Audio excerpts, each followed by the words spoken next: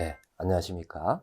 이번 시간에는 변사기 민법 총칙 사례 28번, 사례 28번 사례를 분석하고 강의를 하도록 하겠습니다. 자, 이 사례 28번 문제는 19년도 변호사 시험에 출제되었었던 문제고, 문제 양도, 배점도 꽤 높은 30점, 20점, 총 50점짜리의 문제입니다. 자, 먼저 문제 1문, 2문 이렇게 나누어 가지고 분석을 한번 해보도록 하겠습니다. 자, 기초적 사실관계를 먼저 한번 읽어보죠. 중고차 매매업을 하는 갑과 을은 갑과 을이 중고차 매매업을 같이 하고 있으니까 이들은 조합관계를 맺고 있을 겁니다. 그래서 중고차 매매업을 하는 갑과 을 이렇게 나오면 이들이 동업관계를 이루고 있기 때문에 우리 민법상 조합관계다. 이렇게 파악을 하면서 문제를 읽어 나가셔야 되겠죠. 자, 갑과 을은 영업장 확보를 위해서 2012년 1월 6일 병의 보증 아래 A은행으로부터 3억 원을 연이율 7%, 변제기 1년으로 하여 차용하였고, 갑은 A은행에 집행력 있는 공정증서의 형식으로 차용증을 따로 작성해 주었다. 집행력 있는 공정증서는 이게 집행증서가 되겠죠. 따라서 이제 별도로 판결을 받지 않고도 강제 집행을 할 수가 있는 문서가 됩니다. 자, 한편 갑과 을은 변제기인 2013년 1월 5일까지의 이자는 모두 지급하였으나 그 이후로 아무런 변제를 하지 못하고 있다. 그러면 이제 2013년 1월 5일이 변제기가 되기 때문에 이때로부터 A은행이 갑을에 대해서 가지고 있는 대여금 채권과 그 다음에 병에 대해서 가지고 있는 보증 채권 모두 다 소멸시효가 진행하게 될 겁니다. 자, 추가적 사실관계 1. A은행이 갑을 병의 재산을 찾아보았더니 갑은 B은행에 9천만 원의 정기예금을, 그 다음 병은 A은행에 1억 2천만 원의 정기예금을 가지고 있었다. 자, 이에 A은행은 2013년 5월 2일, 13년 5월 2일 병에게 위 대출금 채권 중 원금 1억 2천만 원을 13년 1월 5일 만기인 위 1억 2천만 원의 정기예금 채무와 상계한다는 통지를 보냈고, 자, A은행이 병에 대해서 상계를 했습니다. 자, 병에 대한 상계, 이게 첫 번째 일어난 일이죠. 병에 대한 상계. 자, 그리고 2013년 5월 3일 병에게 도달했습니다.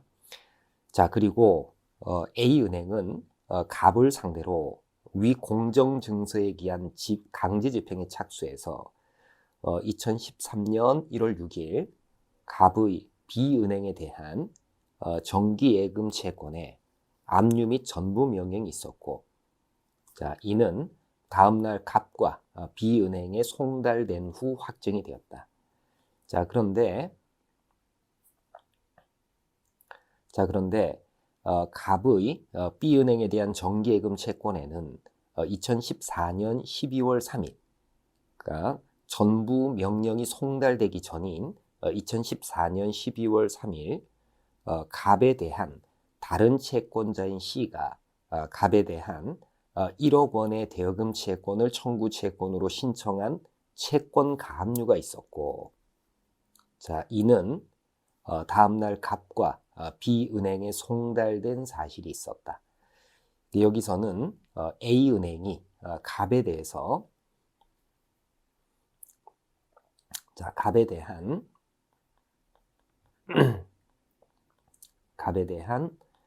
압류 및 전부가 있었는데, 이 전부 관련해 가지고는 전부 명령이 송달되기 전에 다른 채권자의 가압류가 있었다라는 사실이 제시되고 있습니다. 이거 뭘 의미하느냐 하면은 전부 명령이 효력을 가지기 위해서는 전부 결정이 제3채무자에게 송달되기 전까지 다른 채권자의 압류나 가압류, 배당 요구가 없어야지만 전부 명령의 효력이 생길 수가 있습니다.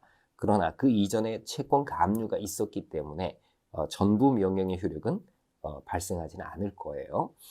자, 그 다음에 한편 을은 2018년 11월 9일 A은행에 남은 대출금 채무를 전액 변제하겠다. 전액 변제하겠다는 확약서를 제출하였다. 이 확약서 제출이라는 것은 2018년 11월 9일자로 제출되었는데 이거 좀 주의하실 것이 2018년 11월 9일은 변제기로부터 5년이 경과된 이후 시점이에요. 그러니까 A은행이 가불에 대해서 가지고 있는 대여금 채권의 소멸시효 기간은 5년인데 5년이 경과되고 난 이후에 확약서를 제출한 것이기 때문에 이는 시효이익의 포기라는 것이 머릿속에 떠올라야 될 겁니다. 그래서 을의 시효이익 포기. 자, 현재 A은행은 가불병에 대하여 각 얼마의 대출금의 지급을 구할 수 있느냐. 현재라는 것이 정확하게 언제인지가 나와 있지는 않지만 이게 19년도 변호사 시험 문제다라는 것을 고려한다면 적어도 2019년 현재라고 이렇게 봐야 되겠죠. 2019년 현재 A은행은 가불병에 대해서 각 얼마의 대출금의 지급을 구할 수 있느냐. 자, 금액은 원금의 하나고 다수 채무자 간의 중첩적 채무 관계는 별도로 표시할 필요가 없다. 이 배점이 30점짜리 문제입니다. 우선은 당사자 구조, 그 다음에 당사자의 주장 등을 이제 검토를 먼저 한번 해보죠.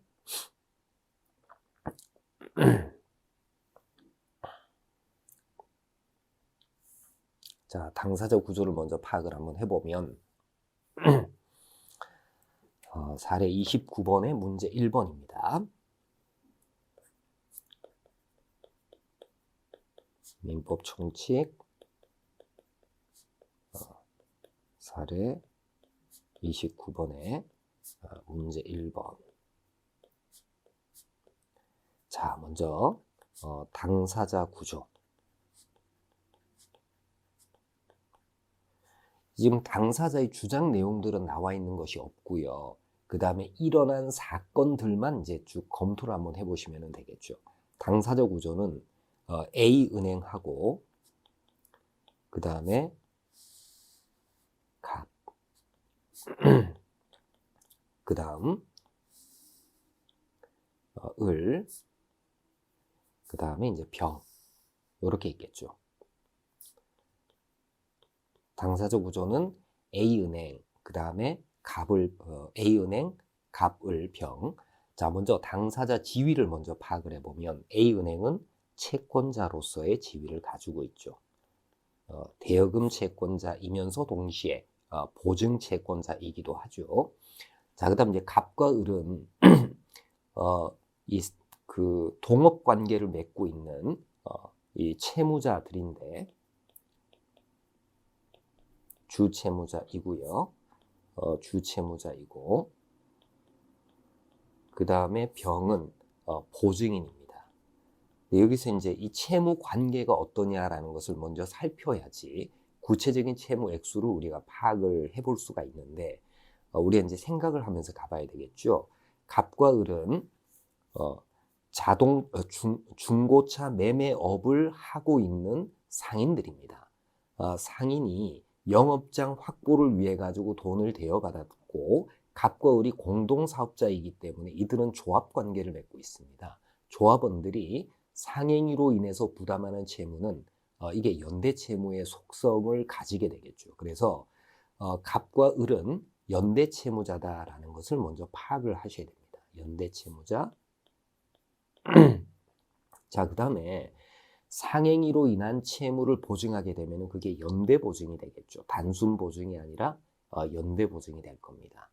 자, 이렇게 당사자의 지위를 먼저 파악을 하고 그 다음에 이제 이들이 부담하는 구체적인 채무 액수를 따져야 되는데 현재는 변제기로부터 5년이 경과된 이후 시점이기 때문에 소멸시효가 완성이 되었느냐라는 점을 따져볼 필요가 있어요. 그것과 관련해서 일어난 사건들을 순차적으로 따져볼 필요가 있겠죠. 우선은 일어난 사건의 이제 정리, 이거를 한번 해보면은, 자, 제일 먼저 있었던 것은 A은행이 병에 대해서 상계를 한 겁니다. A은행의 병에 대한 상계. 그러니까 A은행의 병에 대한 상계는 최초에 나오죠. 이거는 13년 5월 2일자로 상계를 한다 그랬으니까 이게 소멸시효가 완성되기 전에 상계를 했다 이렇게 보시면 되겠죠. 그래서 A은행의 상계, 요것과 관련해 가지고는 상계의 효력이 발생하겠느냐라는, 이게 상계의 이제 효력, 요거를 이제 검토를 한번 해봐야 되는데, 이거 검토하려면 이제 상계의 요건, 이걸 이제 먼저 검토를 하고, 그 다음에 이제 상계 요건 검토하기 전에 자동 채권, 수동 채권이 뭐냐라는 것을 특정한 다음에 상계 요건 검토해서 상계 효력이 생기느냐, 그 다음에 이 상계 효력이 갑과 을에게는 어떤 영향을 미치느냐라는 것들을 이제 생각을 해보시면 되겠죠. 이게 이제 첫 번째 일어난 사건이고, 그 다음 두 번째 일어난 사건은, 자, A은행의 갑에 대한 압류, 그 다음에 전부 명령입니다. 자, 여기서도 이제 압류 전부의 효력을 검토를 해봐야 되는데, 이게 이제 이 효력이 어떻게 되느냐. 특히 전부의 효력은 요거는 이제 전부의 효력이 인정이 되느냐. 그 다음에 압류의 효력이 인정이 되느냐. 압류의 효력이 인정이 된다면은 이게 소멸시효 중단 쪽으로 연결이 될 거예요. 그죠? 자, 그 다음에 이제 세 번째는 이게 지금 사실관계에서는 뚜렷하게 드러나 있지는 않지만, 사실관계에서는 뚜렷하게 드러나 있지 않아요. 이걸 포착하는 게 이제 되게 중요한데, 이게 소멸시효 기간은 13년 1월 5일부터 요때부터 소멸시효가 진행할 거 아니겠습니까? 그럼 소멸시효가 완성되는 시점은 언제가 되느냐 하면은 18년 1월 5일이 될 거예요. 18년 1월 5일은 전부명령 입고난 이후 을이 확약서를 제출하기 전이에요. 그래서 18년 1월 5일 소멸시효 완성의 효과를 한번 따져볼 필요가 있습니다. 1월 5일이죠. 18년 1월 5일 소멸시효 완성의 효과, 요거 이제 따져보고요. 그 다음 마지막으로는 이게 18년 11월 9일자 을의 확약서 제출, 을의 확약서 제출, 요 사건들이 순차적으로 일어나게 되겠죠. 그래서 이제 이 사건을 이렇게 정리를 하고, 그 다음에 이제 쟁점을 포착해 나가야 되는데, 이 사건 속에 쟁점들이 들어가 있습니다. 보통은 당사자의 주장 속에 쟁점들이 들어가 있는데, 이 케이스에서는 당사자가 적극적으로 어떤 소송을 통해 가지고 주장한다든지 하는 것이 아니기 때문에 사건 속에서 쟁점들을 이제 찾아봐야 되겠죠. 근데 이 문제는 전체적으로 지금 대금 채권의 소멸시효 기간이 완성이 되고 난 이후에 벌어진 이후에 갑을 병이 부담하는 채무 액수가 얼마냐라는 것을 따지고 있기 때문에 전반적으로 소멸시효 관련한 쟁점이 들어가 있다라는 것을 염두에 두셔야 될 겁니다. 자, 그래서 답안을 설계하고 쟁점을 이제 포착을 해보면, 자, 전체적으로 소멸시효가 문제가 되는 쟁점이기 때문에 우선은 자, 이게 배점이 30점짜리이니까 이 미괄식 방식으로 답안을 작성한다라고 본다면은 첫 번째는 갑을이 부담하는 채무의 형식, 그 다음에 병이 부담하는 채무, 채무의 성격, 이거를 먼저 밝혀야 되겠죠. 갑을병의 채무의 이제 성질, 그 다음에 소멸시효 완성 시점.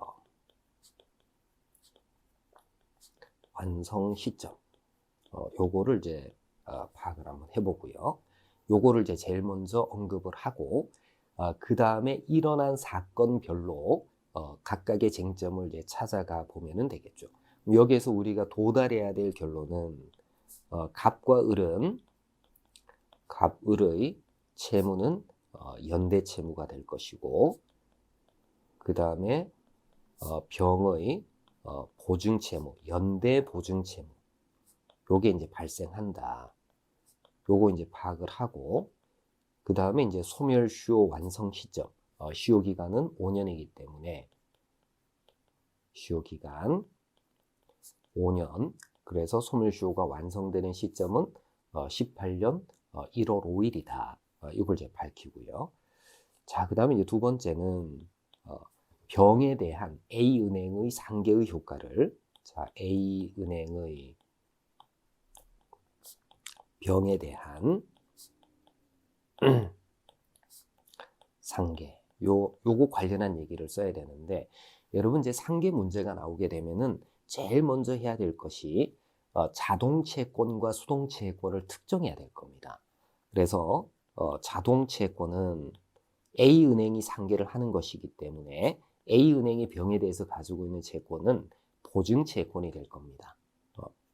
근데 그 보증의 성격이 연대보증이기 때문에 연대보증채권, 그 다음에 이제 수동채권은 병이 A은행에 대해서 가지고 있는 예금채권이 되겠죠. 예금채권. 자, 이렇게 이제 특정을 한 다음에 상계 요건을 검토를 해서 하고, 그 다음에 이제 상계로 인한 채무 소멸, 상계 효력을 얘기를 해보면 될 거예요. 자, 지금 이 설문에서는 A은행이 병에 대해서 가지고 있는 채권이 보증채권이고 연대보증채권인지를 명시적으로 연대보증특약을 했는지, 주채무자와 연대해서 보증채무를 부담하겠다라는 특약을 했는지가 명확하게 나타나 있지 않습니다. 그리고 단순 보증채권이라고 한다면 보증채권에는 최고 검색의 항변권이 부착이 되어져 있고, 그 다음 자동채권의 항변권이 부착이 되어져 있는 때에는 상계가 허용이 되지 않습니다. 그러나 병이 A은행에 대해서 부담하는 보증채무는 상사채무를 보증한 것이기 때문에 다른 특약이 없는 한 연대보증이 되는 거죠. 그리고 연대보증 채권의 경우에는 최고 검색의 항변권이 인정이 되지는 않습니다. 자동채권의 항변권이 부착된 것은 아니기 때문에 이 상계는 효력이 있다, 이렇게 봐야 됩니다. 그래서 상계로 인해서 채권 채무는 대등에게서 소멸하고, 이 채무 소멸의 효과는 주채무자인 갑을에게도 미쳐지기 때문에, 따라서 A은행의 병에 대한 상계로 인해서 갑을병이 부담하는 채무는 모두 다 1억 2천만 원씩 감축이 될 겁니다.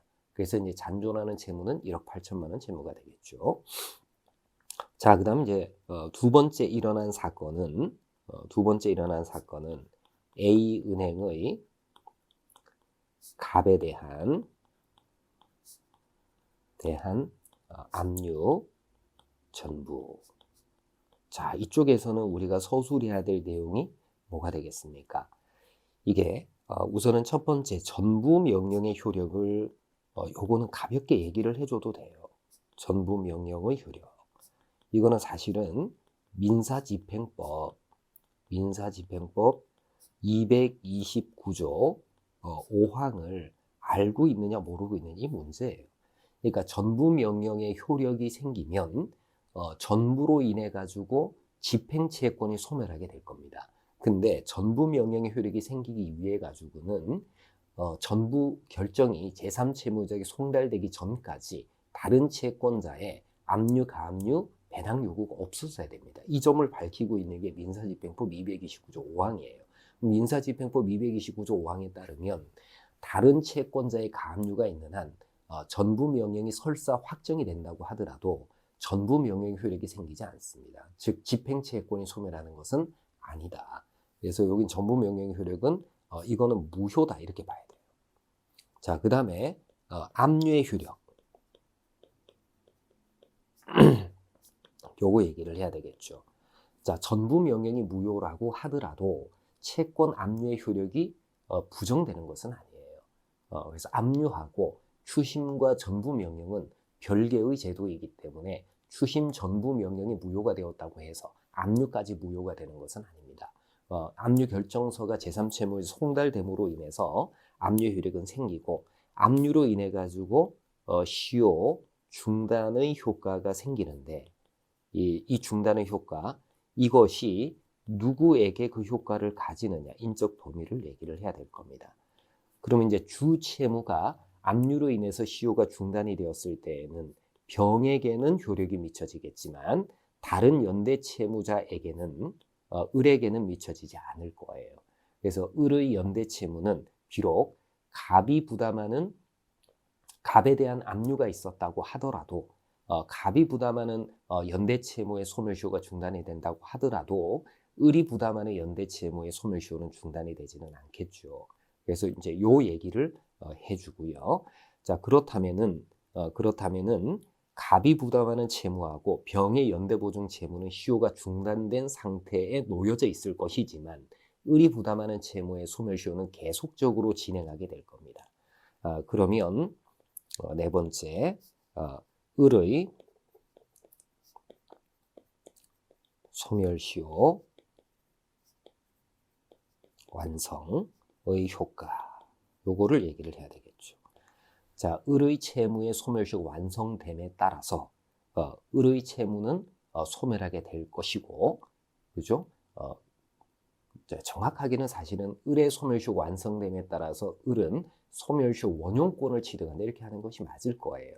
어쨌건 을의 소멸시효 완성이 되었을 때 이것이 이 갑이나 갑 혹은 병에 대한 효력이 어떻게 되느냐라는 것을 언급을 해야 되겠죠. 그렇죠?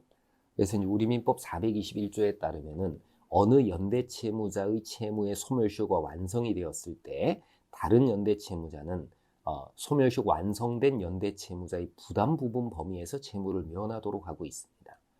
그렇다면 이 을의 소멸시효 완성이 되었을 때 을의 부담 부분은 갑과 을이 부담 부분을 별도로 약정했고 그 사실을 채권자가 알고 있다는 사정이 없기 때문에 균등한 것으로 추정을 해야 되겠죠.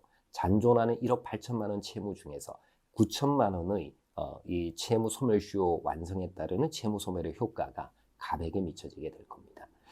자, 그 다음에 이제 병은 을을 주채무로 하는 소멸시효 완성에 따라서 이 병의 보증 채무는 소멸해야 되지만 갑이 여전히 9천만 원의 주채무를 부담하고 있는 한 병의 보증 채무는 여전히 9천만 원 범위에서는 유지가 된다 이렇게 봐야 되겠죠. 자, 그다음 마지막으로 을의 이 확약서 제출의 효과 요것도 얘기를 해야 되겠죠. 요거는 이제 시효이익의 포기로서의 성질을 가진다. 시효이익 포기. 그 다음에 이것이 갑이나 혹은 병에 대해서 어떤 효력을 가지느냐라는 것을 언급을 하시면 되겠죠.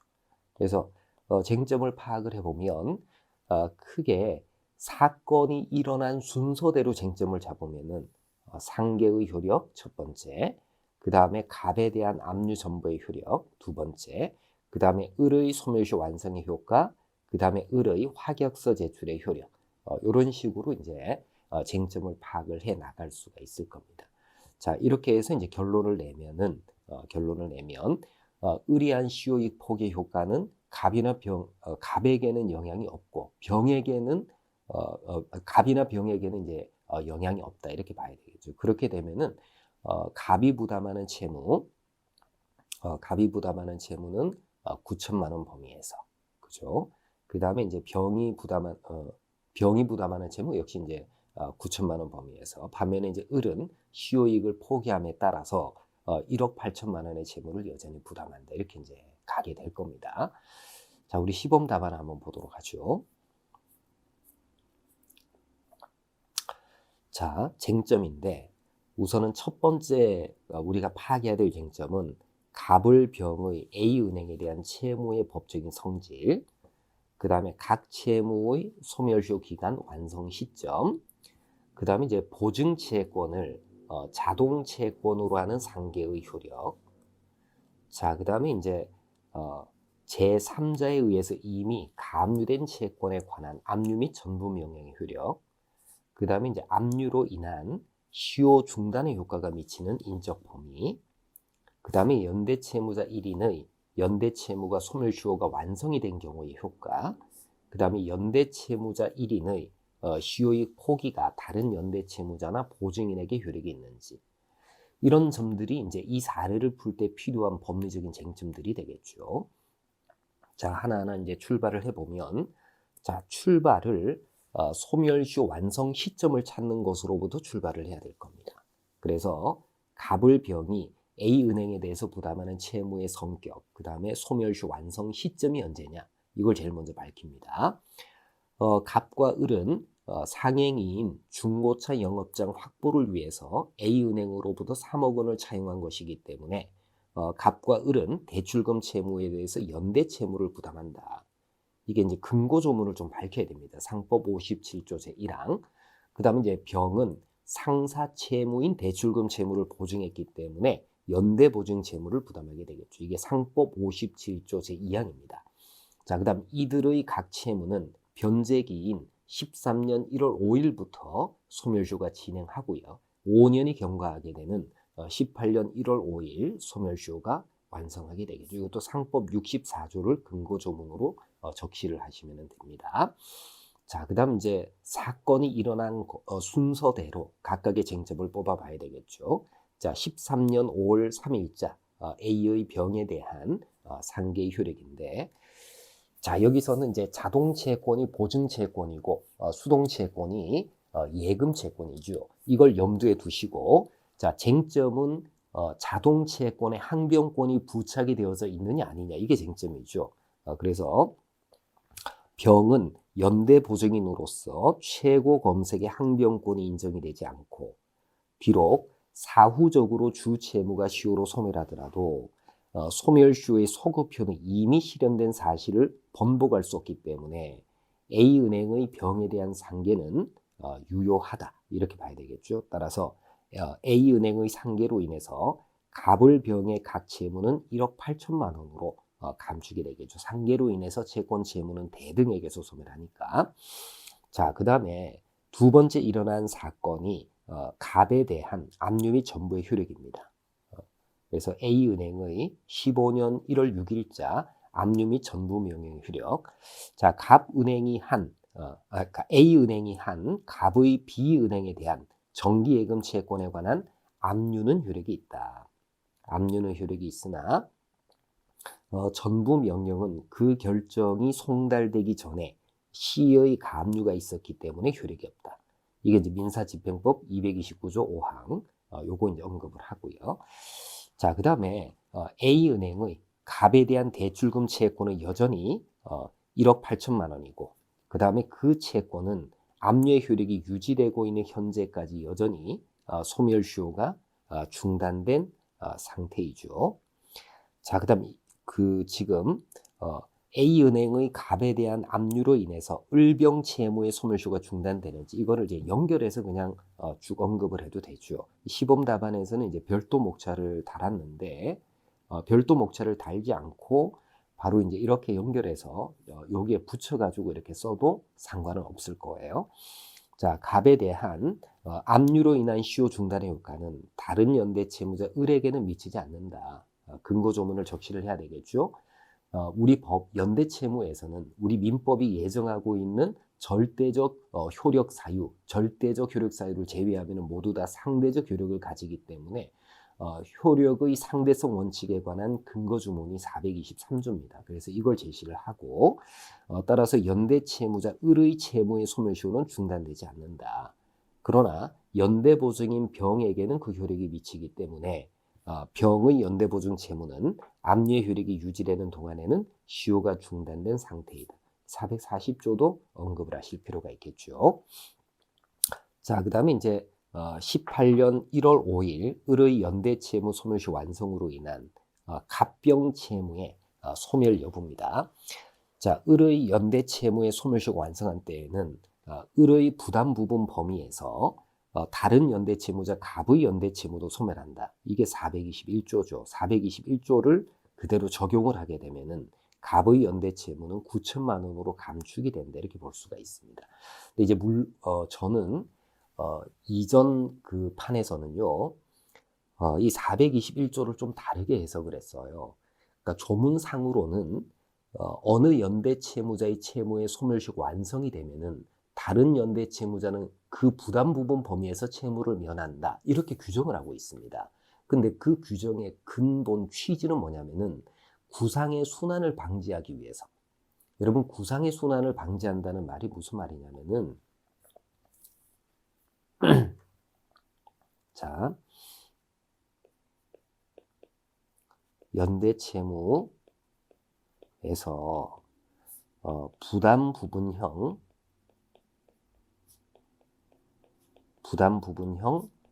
절대 사유의 취지. 자, 채권자가 있고요. 그 다음에 가령 연대 채무자 A가 있고 연대 채무자 B가 있다고 가정을 한번 해봅시다. 그리고 채무 액수가 1,000만 원이다. 자, 1,000만 원의 연대 채무를 A와 B가 부담하고 있는데 B에게 면제, 혼동, 소멸시효 완성, 이런 부담 부분형 절대 사유가 발생했다고 가정을 한번 해봅시다. 그러면 이제 면제, 혼동, 소멸시효 완성에 따라서 결과적으로 B는 채무를 면하게 되겠죠. B는 채무를 면한다. 그렇지만 이를 만약에 상대적 효력 사유로 보게 되면은 채권자는 여전히 A에게 1,000만 원의 채무 이행을 청구할 수 있게 되고 A는 1,000만 원을 갚아야 될 책임을 지게 됩니다.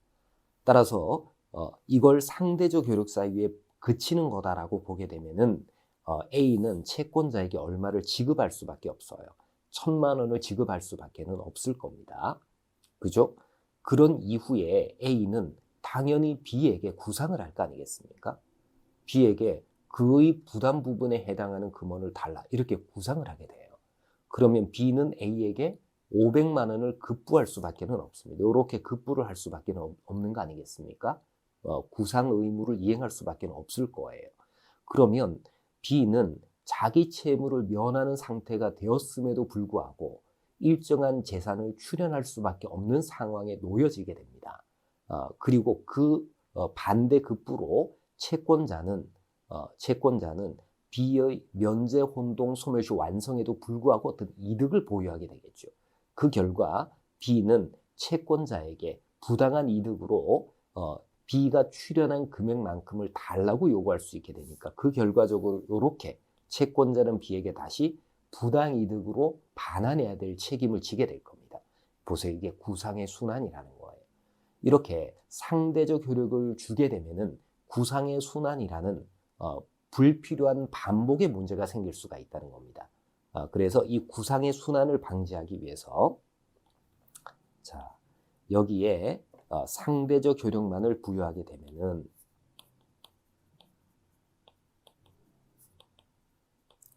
효력만 부여하면 구상의 순환이 발생한다는 겁니다.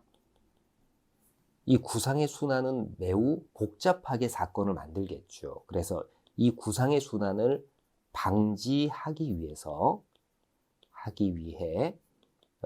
부담 부분형 절대 사유를 만들어낸 거예요. 절대 사유 이렇게 만들어낸 겁니다. 구상의 순환을 방지하기 위해서 부담 부분형 절대 사유를 만들어낸 거예요. 이게 연대 채무에서 부담 부분형 절대 사유를 만들어낸 까닭이다 이렇게 보시면 됩니다. 그래서 B에게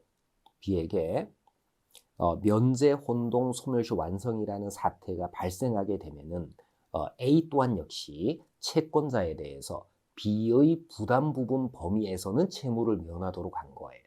근데 잘 한번 생각을 해보세요. 구상의 순환을 방지하는 것이 부담 부분형 절대 사유의 목적이라고 한다면은 이 부담 부분형 절대 사유라는 것은 적어도 연대 채무자의 채무를 소멸시키는 효과를 가졌을 때만 구상의 순환 문제가 생겨날 수가 있습니다. 이 중에서 면제나 혼동은 그 자체만으로도 연대 채무를 소멸시키는 효과를 가질 수가 있어요. 반면에 소멸시효가 완성이 되었다는 사실만으로는 B의 채무가 바로 소멸하지는 않습니다. 자, 소멸시효 완성의 효과에 관해서 최근의 판례는 상대적 효과서를 취하고 있습니다. 어떤 채무의 소멸시효 완성이 되었다고 해서 채무가 절대적으로 바로 소멸하는 게 아니라 채무자가 소멸시효 원용권을 행사함에 따라서 시효로 소멸하게 된다는 것이죠. 그죠? 그러면 B가 부담하는 연대 채무의 소멸시효가 완성이 되었음에도 불구하고 소멸시효 완성에 항변을 하지 않고 있는 상황이라면 구상의 순환 문제가 생기지는 않는 거죠. 그죠? 따라서 B의 이 채무의 소멸시효가 완성이 되었다는 사실만으로는 A의 채무를 감축시켜야 될 필요가 없는 겁니다. 이해되시죠? 그래서 우리 각주 1번을 보시면은 종래 필자는 연대 채무자 1인의 소멸시효 완성이 부담 부분 범위에서 다른 연대 채무자에게 절대적 효력을 가진다는 421조는 구상의 순환을 방지하기 위한 목적의 규정이기 때문에 연대 채무자 1인의 연대 채무자가 소멸시 완성으로 소멸한 경우에만 다른 연대 채무자가 부담 부분 범위에서 채무를 면한다 이렇게 해석을 했어요.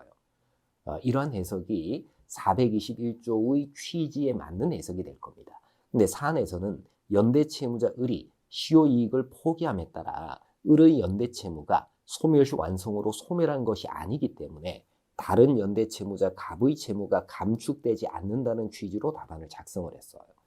자, 그런데 421조의 해석과 관련해 가지고 우리 판례가 아직 나와 있지도 않고 학설상의 논의도 그렇게 깊게 논의가 되어져 있지는 않습니다. 그래서 이 변호사 시험에서 출제가 되었을 때 421조의 취지를 고려해서 이걸 논증해 봐라라는 차원에서 문제를 낸 것으로 보이지는 않습니다. 그래서 421조를 문헌대로 해석해 가지고 답안을 작성하는 방식으로 답안을 조금 수정해서 작성을 한 겁니다. 근데 여전히 필자는 여전히 저는 종정과 생각을 같이 합니다.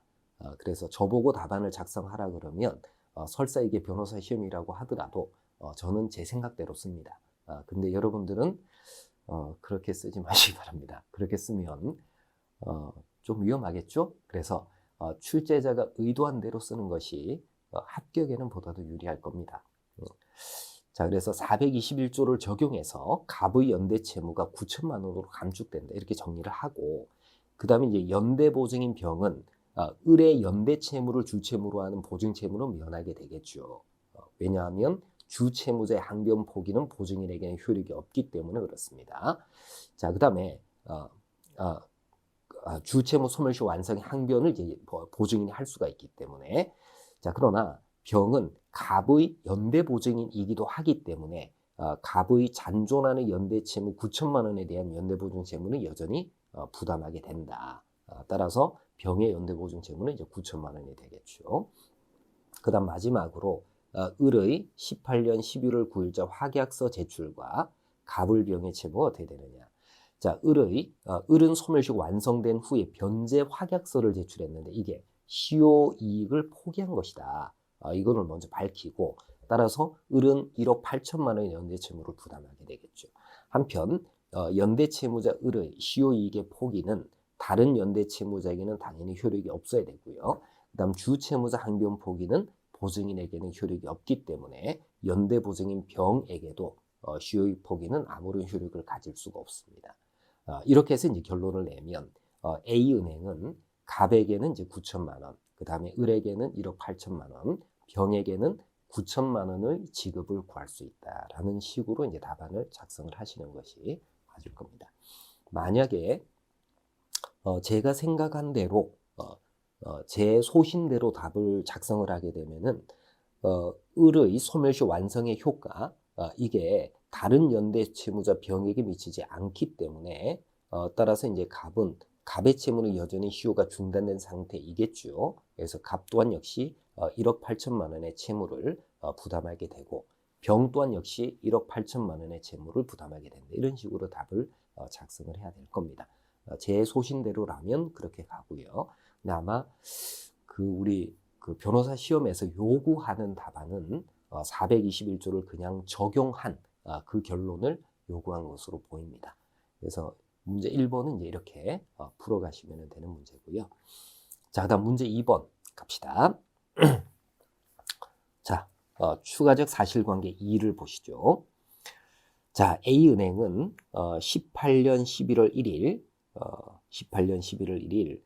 갑을 상대로 위 대출금의 지급을 구하는 소를 제기하자 갑은 이 소송에서 대출금 채무의 소멸시효가 완성되었다고 주장을 하고 있습니다. 자, 이에 A은행은 18년 1월 4일 위 공정증서에 기해서 갑 소유의 유체 동산에 대한 가압류를 신청을 해서 그래서 18년 1월 8일 그 결정을 받았기 때문에 시효가 중단이 되었다 이렇게 주장을 합니다. 자, 이에 갑은 다시 위 가압류 결정이 언제 있었다. 이미 시효가 완성된 후에 이루어졌고 그 다음에 가압류 결정에 기한 집행이 이루어지지 않았다. 가압류 결정은 됐지만 가압류 결정에 대한 집행이 이루어지지 않았기 때문에 시효가 중단되지 않았다고 주장을 한다.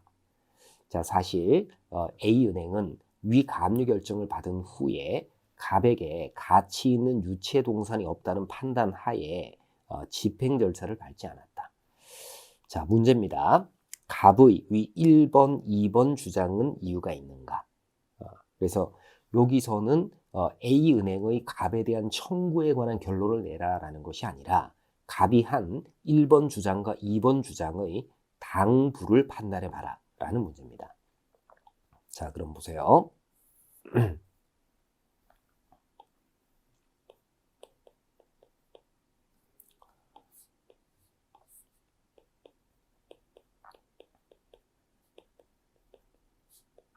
자, 이게 사례 27번이죠. 맞나요? 사례 28번이네요.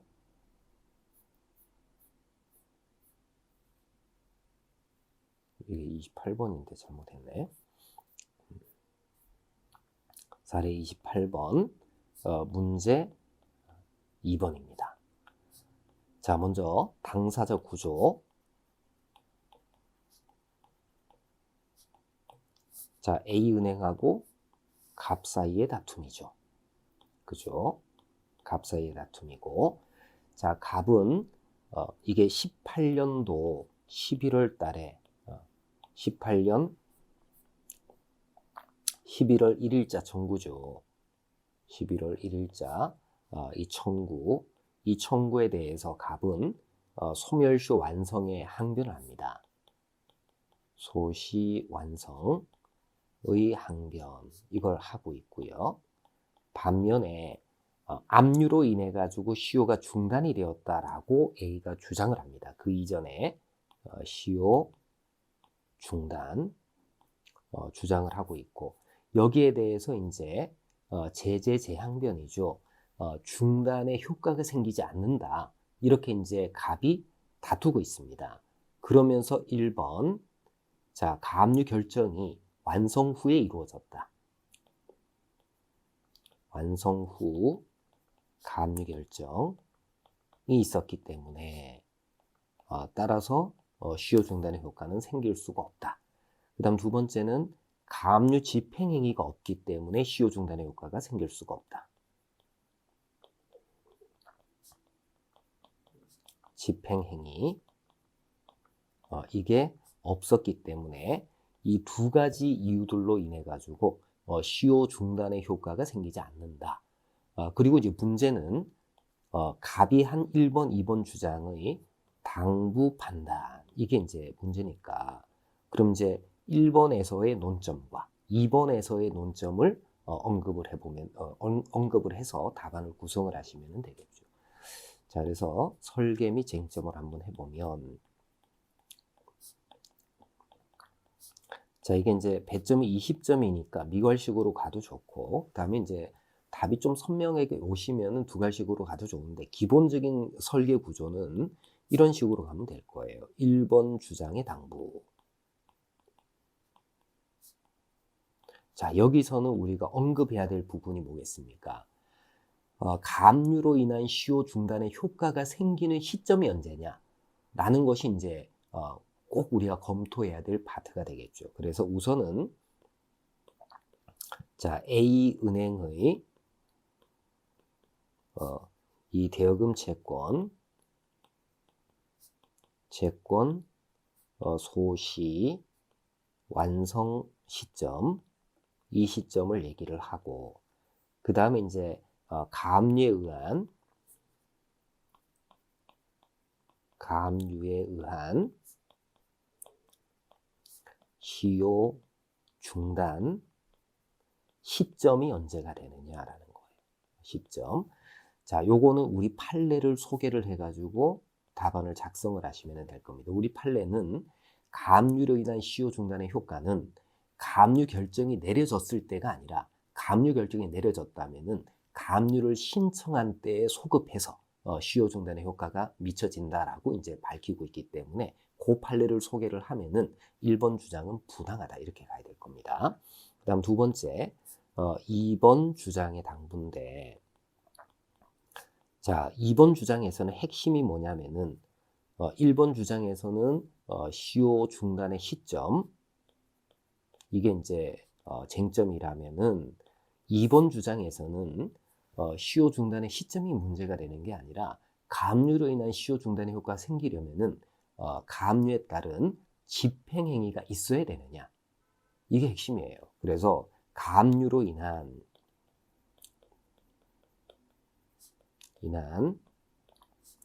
시효 중단의 요건이 핵심이에요. 요건. 그러면 이제 유효한 가압류 결정이 있어야 되고 그다음 이 가압류 결정이 집행돼야 됩니다. 가압류 결정에 집행행위가 있어야 돼요. 가압류의 객체가 가령 채권이다라고 한다면 제3채무자에게 가압류 결정서가 송달이 돼야 될 것이고 가압류 대상이 이게 유체동산이다라고 한다면 집행관의 집행행위가 개시가 돼야 됩니다. 근데 아예 집행 신청을 안 해서 집행행위가 개시되지 않았다면 시효 중단의 효과는 생길 수가 없겠죠. 그래서 시효 중단의 요건을 언급하는 그래서 이제 결국은 2번 주장은 타당한 주장이 될 겁니다. 이렇게 이제 답안을 구성을 하시면 되겠죠. 시범 답안을 한번 보도록 합시다. 자, 결론인데 갑의 1번 주장은 이유가 없지만 2번 주장은 이유가 있다. 이게 이제 결론이죠. 자, 1번 부분이 쟁점입니다. 여기서는 가압류로 인한 시효 중단의 효과가 발생하는 시기, 그 다음에 가압류로 인해서 소멸시효 중단의 효과가 생기기 위해서 집행행위가 필요한지, 즉 가압류로 인한 시효 중단의 요건, 이 두 가지가 이제 쟁점이죠. 자, 그 다음에 이제 그 2번 부분은 이제 1번 논점에 관한 서술이 되겠죠. 자, 가압류로 인해서 시효가 중단되기 위해서는 유효한 가압류 결정이 있어야 되고 그 다음에 그에 기한 집행행위가 있어야 한다. 이 가압류 요건도 언급을 했네요. 자, 그 다음에 유체동산에 대한 가압류 결정이 있었으나 집행 절차에 착수하지 아니한 때에는 시효 중단의 효력이 없다. 요거 소개를 해야 되겠죠. 그 다음 집행 절차를 개시했으나 집행 불능이 된 경우에는 이때는 집행행위는 착수가 됐기 때문에 집행 절차가 종료된 때로부터 새로 소멸시효가 진행하게 되겠죠. 이때는 시효 중단 효과가 있다는 겁니다. 자, 그다음 가압류에 의한 시효 중단의 효력은 가압류 집행행위가 있으면은 집행 신청 시에 소급해가지고 발생합니다. 요게 지금 보니까 법리를 서술을 해놓은 것이네요. 자, 그다음에 여기는 3번은 이제 적용이 되겠죠. 자, A은행의 신청에 따른 가압류 결정은 소멸시효가 완성된 18년 1월 8일 이루어졌으나 A은행의 가압류 신청은 소멸시효가 완성되기 전에 18년 1월 4일에 있었기 때문에 갑의 1번 주장은 이유가 없다. 자, 그러나 A은행은 가압류 집행 절차에는 착수하지 않았기 때문에 가압류로 인한 시효 중단의 효력이 없다는 갑의 2번 주장은 이유가 있다. 이렇게 이제 쓰면 되겠죠. 그래서 이쪽의 법리를 서술하는 것이 핵심적인 내용이 되겠죠. 그래서 지금 배점이 20점이기는 한데 훨씬 더 간략하게 서술을 하면 이런 식으로 이제 서술을 할 수가 있는 거죠. 굳이 이제 1번, 2번, 1번 주장의 당부, 2번 주장의 당부 이렇게 이제 나누지 않고도 쓸 수가 있는 그런 문제로 보여집니다. 자, 이렇게 해서 우리가 사례 28번을 이제 쭉 분석을 한번 해봤는데 실전에서 이 문제를 받으면은 이게 쉽게 답안이 쓰여지지 않는 그런 문제입니다. 그래서 우리가 소멸시효 관련한 사례는 어떤 식으로 사례 쟁점을 추출하고 생각을 전개해 나가는지 출발은 소멸시효의 완성 시점을 찾고 완성 전에 일어난 사건의 순서대로 각각의 쟁점을 파악하는 그런 방식으로 답안을 작성해 나가시면은 쉽게 답안 작성에 이를 수가 있을 겁니다. 자, 이번 강의는 여기까지 하도록 하겠습니다. 수고 많으셨습니다. 마치겠습니다. 감사합니다.